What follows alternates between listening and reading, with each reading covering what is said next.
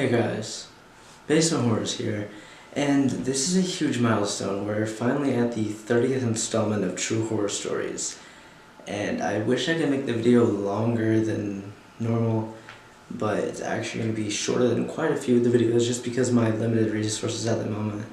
I'm still using my iPad to edit, and it can't hold a lot of space, and so it won't be that long, but the video will still be great.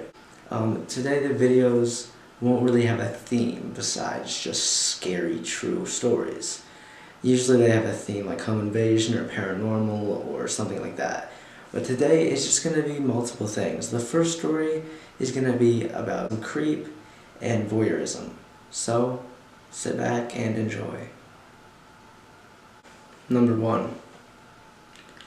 Almost 10 years ago, I was desperately searching for housing. I had 3 dogs. 2 of my own and a foster, 2 of which were what considered restricted breeds in most places. This was also at the height of breed restriction mania in the US, so I've been really struggling for about 3 months to find anywhere to live. Basically looking every day, all day, while living out of my car bartending and drinking like a fish. I find a room for rent on Craigslist that is dog friendly and in my price range. Oh sweet Jesus, please let this work out.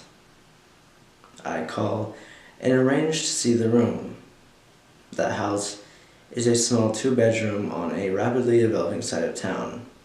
Lots of shady foot traffic and not safe to walk at night, but I can work with this. I'm already moving out of state in 6 months, so I just need to make it work for a little bit, and honestly, it looked like a nice little house. Well landscaped and a garden out front. So far, so good. The landlord/homeowner greets me at the door. He's in his 50s, tall and slender with salt and pepper hair, a thick accent and eyebrows, and a weathered face. I ask about the accent, and he says he's Peruvian. We'll call him Louis. Once inside, I notice every bit of wall space is covered with huge paintings. Wall-sized paintings of very dark scenes. In each, a woman painted as the antagonist of what's not clear, but they're always gesturing in some exaggerated way, and the setting is almost always a dark gray or black room. In some of these paintings, the background, there's also a frail old man in tidy whitey standing as if he's fending off attack. I find out that this is the landlord's father. I see the paintings and immediately feel uneasy, but I am desperate and try to remain open-minded. I don't know art. I'm not going to read into this because I don't have anywhere else to go. What could go wrong? I tell myself. He smiles with only his lips and shows me my room. It's a small room, across from the kitchen and diagonal to the bathroom. It comes with shelving and a bed. I had no furniture to speak of. There are 2 doors. The entrance to the room and another door on the wall across from the bed, perpendicular to the entry. I'm starting to feel a huge sense of relief because this will work for me. I can do this. He rattles off something about the second door being locked and how it goes to a storage room for his stuff. It locks from the other side. Okay, I think, whatever. Then he proceeds to mention he lives on the property. This was not in the Craigslist ad, but at this point, I don't care. He shows me his studio in the tiny backyard, which is just a converted shack. Sure, fine, whatever. I think again. Odd, but I need a room. I move in. Months pass, and there are a few weird moments with this guy, but I'm young, working in the wee hours of the morning, drinking a lot, and not living my most present life. I shake the weird moments off and focus on my move. 4 to 5 months into living there, I have a guy I've been seeing stay the night with me for the first time. We come back to my place after closing the bar down around 4 a.m. I put on a movie for him to watch and promptly pass out, which is my normal sleeping routine at the time. Next morning, I wake up and he's still awake. We walked to get breakfast at a cafe down the road, and as we're being served, he tells me, paraphrasing of course, "Your landlord tried to come in your room this morning. You're surprisingly a heavy sleeper. This is not good." I am in complete and utter disbelief. He explains, around 5:30, when my landlord usually leaves for work, he heard Lewis shuffle in the back door, which is normal. He hears Lewis go to the bathroom and turn on the light, which is also normal. He then watches as my doorknob slowly begins to turn, not normal. The guy I was seeing was a habitual door locker due to a military background, so Lewis was not able to open the door, but still, not good. He mentions that I am a very heavy sleeper and that this has possibly been going on for a while. It then dawns on me. I am almost always asleep when Lewis leaves for work, except for these 2 times. One time, I was laying in bed with my nighttime cartoons on but not yet asleep. And another time, I was in the throes of passion. I am incredibly nearsighted, and one of these occasions, as I lay in bed staring at the TV, I heard what sounded like my door being opened very carefully. Since the head of the bed was on the opposite side of the room, I was not able to clearly see if what I was hearing was true or not. I talked myself out of what I thought I heard as I heard my door shut. I tried to brush it off, and life continued on.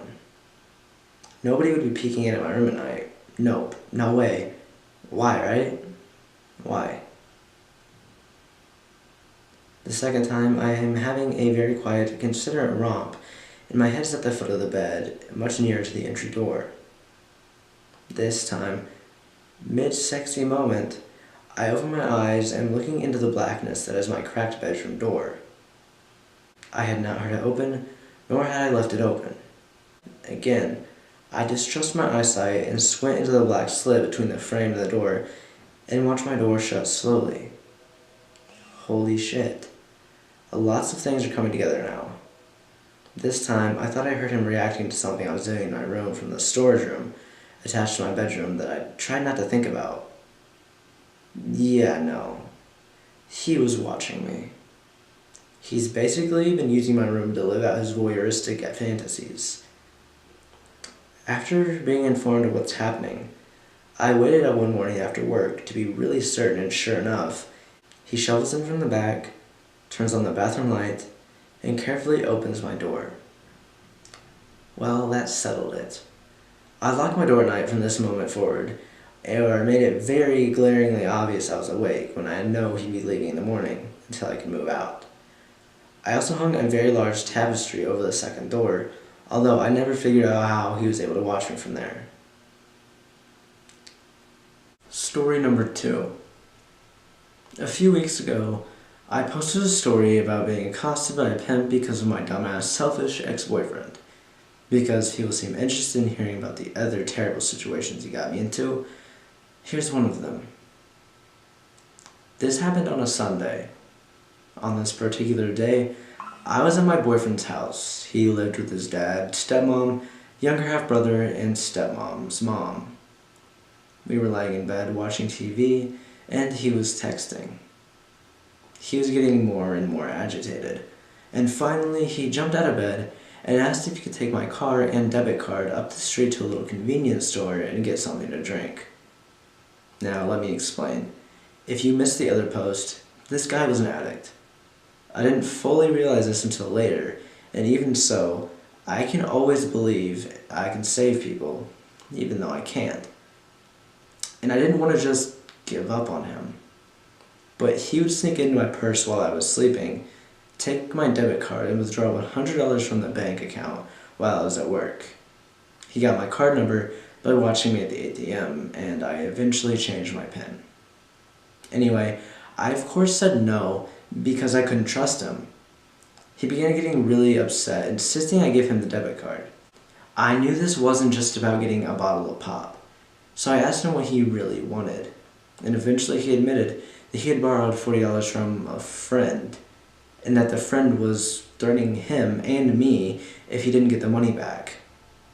I asked to see the text, and after much prodding, he showed me, and it read something like this. "You're playing me sweet here. I get my money, or you get fucked up. I know your bitch's car too. Let me put it this way. It would be a shame if something happened to your pretty white girlfriend. I can name 10 guys who would love to take that snow bunny off your hands. They would have fun beating the shit out of you too. I'm not trying to play here. I get my money or I come looking for both of you." I felt sick. I handed him his phone and agreed to give him $40. Afterwards, we met the friend and gave him the money. This guy looked at me and he winked with this taunting smile on his face. I drove my boyfriend home and made an excuse to leave. I curled up in my bed the rest of the day, ignoring texts from anyone and just wondering how serious that threat had been. So, to my ex-boyfriend and his friend, let's not meet again. Number 3. So, I posted this story as a comment on another post here, but someone requested me to make a whole post about it, so that is what I'm going to do. English isn't my first language, so please correct me if there is anything wrong. I was 17 and lived with my parents in a small location in a remote place in the middle of a forest. There were no neighbors and just forest. At some point in September, these flashlights started appearing and they just pointed at our windows. Sometimes there was 2, but mostly just one of them. We never bothered the police or anything with it because we thought it was just some kids or some guy who has nothing else to do. And they never really touched anything, just flashed our windows and knocked on them. It was definitely creepy, but after a few weeks of going outside and even waiting on them to appear, they were never there. So we got used to it. They weren't like regular. Sometimes there was a couple days or even weeks between. And this encounter happened just a few days after Christmas. My parents were visiting relatives, and I was doing whatever teenage boys do when they have the house to themselves and no friends. At like 11 p.m., I decided to go shower. Now, our shower was in a separate building, so I had to walk across the yard to get there. Nothing out of the ordinary happens in the shower, but as I'm walking across the yard with just a towel on, I hear a man behind me say, "You know, I can catch you if you run." At that point, I just wanted to cry for my mom, but I just kept walking like I hadn't even noticed the guy. The door was unlocked since I'm too lazy to carry keys. I just run in and slam the door behind me and lock it, and grab a knife from the lobby. Our house was littered with them, since they're always needed and missing, and go through the house, checking every possible hiding spot. Luckily, no one was there. After that incident, there was no more flashlights or anything creepy. I didn't call the police, but I did inform them. I never got to know why he was just sitting there and creeping me out. He clearly wasn't there for anything violent. Or was he?